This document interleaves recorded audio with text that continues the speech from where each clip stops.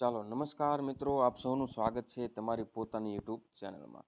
મિત્રો, વાતની શરૂઆત કરીએ તે પહેલાં જે લોકોને ચેનલ સબસ્ક્રાઇબ કરવાની બાકી છે તે ચેનલને સબસ્ક્રાઇબ કરી લે અને મિત્રો ટેલિગ્રામ ચેનલને જોઈન કરવાનું પણ ભૂલતા નહીં.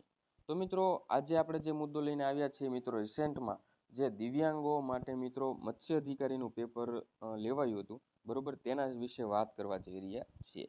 મિત્રો, આપણે સંપૂર્ણ પેપર સોલ્યુશન તો નથી કરી રહ્યા, કારણ કે આખું પેપર જે છે મિત્રો સોલ્યુશન સાથે આપણે ટેલિગ્રામ ચેનલની અંદર ઓલરેડી મૂકી ચૂક્યા છીએ.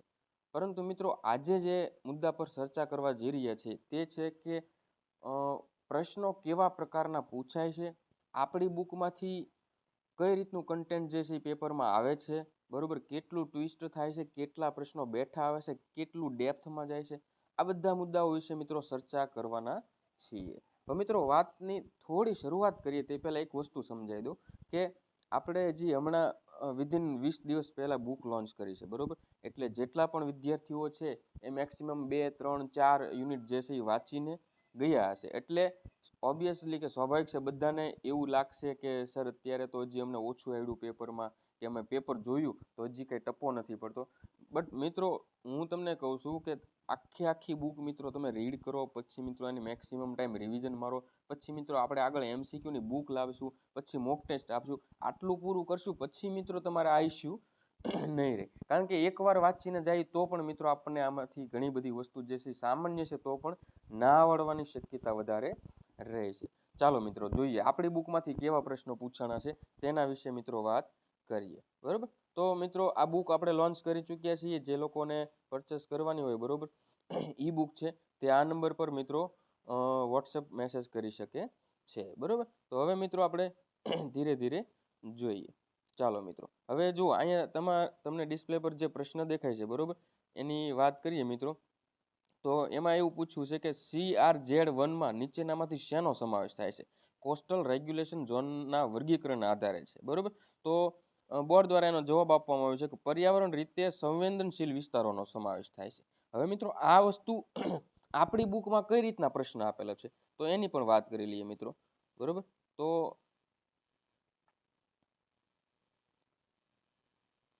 આ મિત્રો આપણી બુકનો પ્રશ્ન છે કે CRZ1 ઝોનમાં શું નોંધાય છે? તો આપણે અહીંયા એનો જવાબ આપેલો છે સંવેદનશીલ વિસ્તાર, બરોબર. જો અહીંયા સી આપેલો છે. તો એક રીતે જોઈએ તો મિત્રો આ બેઠો પ્રશ્ન થયો, આમાં કોઈ પણ પ્રકારનો કાંઈ પણ પ્રકારનો ટ્વિસ્ટ છે નહીં, બરોબર છે. ચાલો, આ એક પ્રશ્ન થઈ ગયો. હવે મિત્રો આપણે બીજો પ્રશ્ન તરફ જઈએ, બરોબર. તો બીજા પ્રશ્નમાં આપણી બુકમાં અહીંયા એ રીતનું છે, આ જે પ્રશ્ન આખો ઇંગ્લિશમાં આપેલો છે, બરોબર, કે below which department does MPEDA function, કે MPDA ફંક્શન જે છે કયા મંત્રાલય નીચે કાર્ય કરે છે? આનો ગુજરાતી એવું થાય તો એનો જવાબ એવો આપેલો છે કે મિનિસ્ટ્રી ઓફ કોમર્સ એટલે કે વાણિજ્ય મંત્રાલયના નીચે કામ કરે છે. તો હવે મિત્રો આપણે આ જોઈએ કે આપણી બુકમાં કઈ રીતના પ્રશ્ન આપેલો છે, બરોબર. તો મિત્રો અહીંયા પ્રશ્ન છે કે MPEDA નીચેનામાંથી કયા સત્તામંડળ હેઠળ કાર્ય કરે છે? વાણિજ્ય મંત્રાલય, ભારત સરકાર. તો મિત્રો આ પણ એક રીતે જોઈએ તો બેઠો જ પ્રશ્ન છે. આપણે ચેપ્ટર પૂરું થાય મિત્રો એના પછી 50 MCQ આપીએ છીએ, બરોબર, કે જેમાંથી મિત્રો આપણે પ્રેક્ટિસ કરતા હોઈએ છીએ અને આ એમાંથી જ પ્રશ્નો ઘણા બેઠા છે, બરોબર. તો હવે મિત્રો આગળનો પ્રશ્ન એવો છે કે ગુજરાત મત્સ્ય ઉદ્યોગ અધિનિયમની સ્થાપના જે છે કયા સમયગાળામાં થઈ હતી? તો મિત્રો એનો જવાબ છે 2003, બરોબર છે. તો મિત્રો આપણી બુકમાં શું છે એની વિશે વાત કરીએ. અહીંયા એ રીતનું છે કે ગુજરાત ફિશરીઝ એક્ટ, બરોબર, ગુજરાત મત્સ્ય ઉદ્યોગ ગુજરાત કાયદો જે છે કઈ સાલમાં અમલમાં આવ્યો? તો એનો જવાબ છે 2003. તો મિત્રો જો જે ફેક્ટવાળા મુદ્દા છે મિત્રો એ બેઠા પૂછાય છે મિત્રો, બરોબર. જે હું નથી કહેતો મિત્રો, એ ફિશરીઝ ઓફિસર દિવ્યાંગોનું જે પેપર જે છે એમાંથી મિત્રો આપણે જોઈ શકીએ છીએ, બરોબર. ત્યારબાદ મિત્રો આપણે એક બીજો મુદ્દો લઈએ, બરોબર. ઘણા બધા પ્રશ્નો છે પણ આપણે બધા મિત્રો પ્રશ્નો જે છે અહીંયા સોલ્વ નહીં કરીએ, બરોબર. આ એક સ્ટુડન્ટ દ્વારા જ મિત્રો મોકલવામાં આવ્યું છે. મિત્રો આપણે ડિટેલમાં નહીં જઈએ પણ મિત્રો મત્સ્ય ઉદ્યોગ માટે મિત્રો પાણીની ગુણવત્તા જાળવી, અહીં એક આપણે એક ટેબલ આપ્યું હતું કે પીએચ કેટલી હોવી જોઈએ પાણીની ગુણવત્તા માટે. તો આપણે અહીંયા 7 થી 8.5 જેટલી પીએચ છે. તો એના પરથી મિત્રો પ્રશ્ન શું છે ચાલો એ જોઈએ. તો મત્સ્ય ઉત્પાદી માછલીના તળાવ બરોબર માટે આદર્શ પાણી અને માટીની પીએચની રેન્જ શું હોવી જોઈએ? તો અહીંયાનો જવાબ છે 7.5 થી 8.5. તો સર એમ કે સર આ તો આપણે તો 7 થી શરૂ થાય છે. અરે ભાઈ અહીંયા ઓપ્શન જોશો તો તમને આઈડિયા આવી જશે કે આ એકમાત્ર ઓપ્શન સુટેબલ છે બરોબર. આ 5 થી નીચે બાકીના જે પીએચ જે છે એ નથી. આપણે અહીંયા ડિઝોલ્વ ઓક્સિજન ટ્રાન્સપરન્ટી ટેમ્પરેચર બરોબર. બટ આ આંકડો એવરેજ છે મિત્રો. 7.5 થી 8.5 આપણને આપણી બુકમાં 7 થી શરૂ થાય છે બરોબર. ઓકે ચાલો હવે મિત્રો નવો મુદ્દો જોઈએ.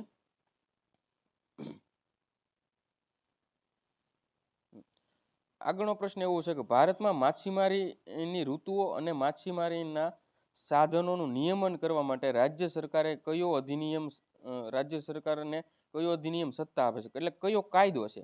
તો અહીંયા જવાબ એવો છે ભારતીય મત્સ્ય ઉદ્યોગ અધિનિયમ 1897 બરોબર. તો આપણી બુકમાં શું છે તો એની ઉપર આખો ટોપિક ડિટેલમાં આપેલો છે કે ભારતીય મત્સ્ય ઉદ્યોગ અધિનિયમ 1897, ઇન્ડિયન ફિશરીઝ એક્ટ 1897. એની અંદર લખ્યું છે મિત્રો આધારભૂત અને સૌથી જૂનો કાયદો છે જે નદીઓ, તળાવો અને અન્ય મધ્યસ્થ જળ સ્ત્રોતો અને માછલીઓના સંરક્ષણ અને સંચાલન માટે ઘડવામાં આવ્યો હતો મિત્રો બરોબર છે મિત્રો. ઓકે તો આ પણ એક રીતે જોઈએ મિત્રો. તો થિયરી ડિટેલમાં વાંચીએ છીએ તો જ મિત્રો તમને વધારે આઈડિયા આવશે બરોબર છે. ચાલો નવો મુદ્દો એવો છે તિલાપિયા બરોબર. નહીં નીચેનામાંથી કઈ માછલી 4 થી 5 મહિનાની ઉંમરે પરિપક્વ થાય છે એડલ્ટ ફેઝમાં આવે છે બરોબર. તો એનો જવાબ અહીંયા આપણને તિલાપિયા આપ્યો છે બરોબર. તિલાપિયા તો આપણી બુકમાં કઈ રીતનું છે બરોબર. તો સીધી જ વસ્તુ છે ટેબલ છે સ્પીસીસ વાઇઝ અંદાજિત ઉત્પાદન જે છે બરોબર. એની અંદર આપ્યું છે કે તિલાપિયા સ્પીસીસ જે છે મિત્રો એનો ગ્રોથ ડ્યુરેશન જે છે એ 5 થી 6 મહિના છે મિત્રો બરોબર. 5 થી 6 મહિના. બાકીના બધાનું અલગ અલગ છે. પેંગેશિયસનું 6 થી 8 મહિના છે બરોબર. કટલા, રોહુ, મૃગલ, આઈએમસી ઇન્ડિયન મેજર કાપ્સ જે છે મિત્રો 10 થી 12 મહિના છે બરોબર. મુગર જે છે એ 6 મહિના છે. વેનામી શ્રીમ્સ જે છે મિત્રો 120 દિવસ છે. અને અહીંયા આપણને મિત્રો 4 થી 5 મહિના ચોખ્ખું પૂછી લીધું છે એટલે આપણે જે ઓપ્શન આપ્યા છે બરોબર. તો રોહુ ને કટલા જે છે મિત્રો એને તો સમય વધારે જ લાગવાનો છે બરોબર છે. અને 4 થી 5 મહિનામાં તિલાપિયા આવશે મિત્રો. ત્યારબાદ મિત્રો આપણે આગળનો પ્રશ્ન જોઈએ. જો મિત્રો નીચેનામાંથી કયું ભારતમાં મુખ્ય ઉચ્ચ સ્તરીય પેલોજિક મત્સ્ય સંસાધન છે? કેવું છે પેલોજિક મત્સ્ય સંસાધન? તો અહીંયા આપણને આપેલું છે ભારતીય તેલ સાર્ડિન બરોબર અથવા તો તારલી ઇન્ડિયન ઓઇલ સાર્ડિન. તો મિત્રો આપણા બુકની અંદર મિત્રો એમાંથી આ જે સ્ટુડન્ટે મને મોકલ્યું છે મિત્રો આ એક સ્ટુડન્ટ દ્વારા જ મોકલ્યું છે અને એ બહુ એટલે બહુ ક્વોલિટી વાળું રીડિંગ છે. નાના નાના ટોપિક નાના નાના પોઈન્ટ જે છે એમણે નોટ કર્યા છે. તો એમણે અલગથી તારવેલું છે મિત્રો એક નોટ બનાવેલી છે.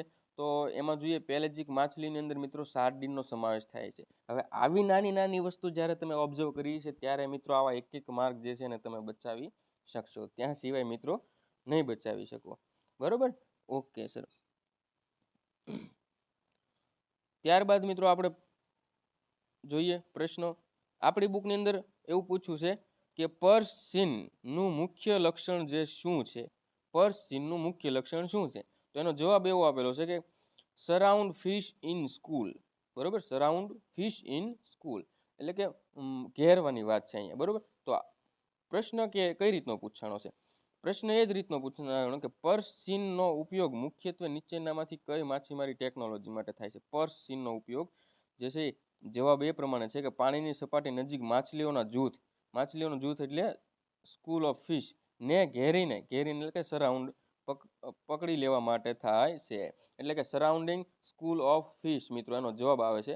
અને મિત્રો અહીંયા એક રીતે જોઈએ તો આપણો બેઠો પ્રશ્ન જે છે આપણને અહીંયા મળી ચૂક્યો છે બરોબર. ઘણા મિત્રોને ઇંગ્લિશ ગુજરાતી બંને લેંગ્વેજમાંથી કોઈ ઇંગ્લિશ વાળા હોય તો કોઈ ગુજરાતી. જો અહીંયા આપણો પ્રશ્ન જ એ રીતના છે કે કોઈને કાંઈ પણ પ્રકારનો ટફ ના પડે બરોબર.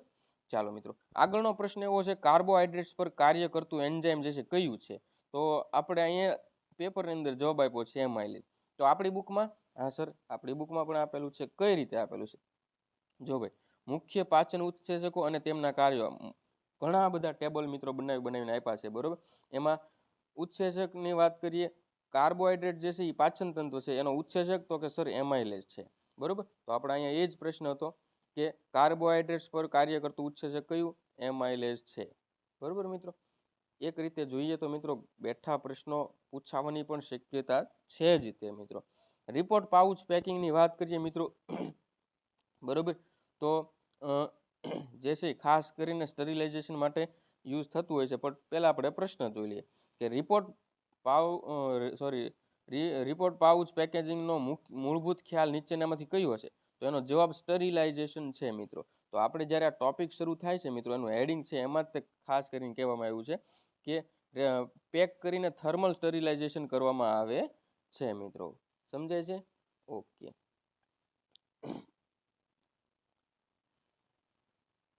ત્યારબાદ મિત્રો આપણે આગળનો પ્રશ્ન જોઈએ કે ડબ્બાબંધી અથવા તો કેનિંગ રિટોર્ટનો ઉપયોગ શેના માટે કરવામાં આવે છે? તો જવાબ એવું છે, સીલબંધ કેનનું હીટ સ્ટરીલાઇઝેશન કરવા માટે થાય છે. તો જોઈએ મિત્રો આમાંથી આપણા બુકમાં કેવો પ્રશ્ન છે. બરોબર, તો રિટોર્ટ ઉપકરણનો ઉપયોગ કઈ પ્રક્રિયા માટે થાય છે? સીધો જ જવાબ છે હીટ સ્ટરીલાઇઝેશન માટે. બરોબર, બેઠો જ પ્રશ્ન છે મિત્રો, એમાં કાંઈ જ છે નહીં. ચાલો મિત્રો, ત્યારબાદ મત્સ્ય ઉદ્યોગમાં GIS નો ઉપયોગ મુખ્યત્વે શેના માટે થાય છે? તો માછીમારી ક્ષેત્રોનું મેપિંગ એટલે કે નકશા માટે અને સ્થળલક્ષી ડેટાનું વિશ્લેષણ કરવા માટે. આવો પ્રશ્ન છે તો આપણી બુકમાં જોઈએ. જો ભાઈ અહીંયા આપણને GIS જે છે, GIS નું સીધું જ કીધું, એક ડિજિટલ ટેકનોલોજી છે જે નકશા આધારિત અને ભૂસ્થળીય માહિતી પ્રદાન કરે છે મિત્રો. આ પ્રશ્ન જે છે ને થોડું તમારું એનાલિસિસ વાળું રીડિંગ હશે ને ત્યારે જ થશે. તો મિત્રો આગળનો પ્રશ્ન, MPEDA નો મુખ્ય ઉદ્દેશ કયો છે? તો કે સી ફૂડની નિકાસને પ્રોત્સાહન આપવું. બરોબર, આપણા બુકની અંદર પ્રશ્ન છે એવો? હા સર. તો MPEDA નો મુખ્ય ઉદ્દેશ શું છે? દરિયાઈ ઉત્પાદનોની નિકાસને પ્રોત્સાહન આપવું. મિત્રો બેઠા જ પ્રશ્નો છે મિત્રો, શંકાને કોઈ તમારી નજર સમક્ષ છે.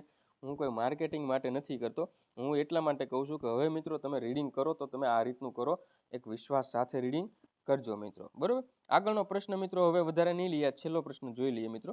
નીચેનામાંથી કયા ફ્રીઝરમાં પ્રવાહી નાઇટ્રોજનનો ઉપયોગ કરીને ઠારણ કરવામાં આવે છે? તો કે સર ક્રાયોજેનિક ફ્રીઝર છે. બરોબર, તો આપણી બુક્સની અંદર મિત્રો જો આ જે સ્ટુડન્ટ જે છે મિત્રો એને MCQ રીડિંગ કરતી વખતે જ મિત્રો આ બધી વસ્તુ અલગ કરેલી છે કે ક્રાયોજેનિક ફ્રીઝરની અંદર લિક્વિડ નાઇટ્રોજન અને CO2 વડે તાત્કાલિક ઠંડક આપવામાં આવે છે મિત્રો.